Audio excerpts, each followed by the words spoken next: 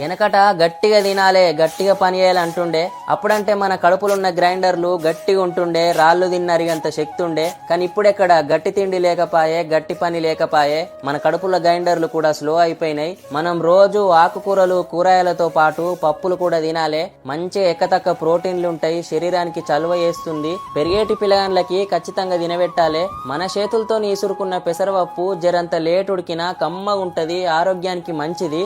మీరు పెసరపప్పు తయారు చేసుకోవాలంటే పెసర్లని ఇసుక లేకుండా మట్టి లేకుండా చెరిగి సన్నని మంట మీద దోరగా వేయించి చల్లారినాక పసుపు నూనె రాసి ఇసురురాయిపై ఇసురుకుంటే చక్కదనం పప్పు తయారైతుంది. ఇప్పుడున్న సమాజంలో మన అమ్మలాంటోళ్ళకి అక్కలాంటోళ్ళకి చాలా మందికి థైరాయిడ్, షుగరు, బీపీ, నడుము నొప్పులతోని బాధపడుతున్నారు. కారణం ఏందంటే రోకలి ఇసుర్రాయి మూలకు పడేసినాం. అప్పుడప్పుడు వాటిని వాడుర్రి. వీలుంటే చేతి పనులు చేయడం వల్ల మన మనస్సు, శరీరం చేసే పని మీద ఏకాగ్రత పెరిగి ఎన్నో మానసిక సమస్యలకు పరిష్కారం దొరుకుతుంది. మన పల్లె భాషలో మరిన్ని మంచి ముచ్చట్ల కోసం ఫాలో చేయండి.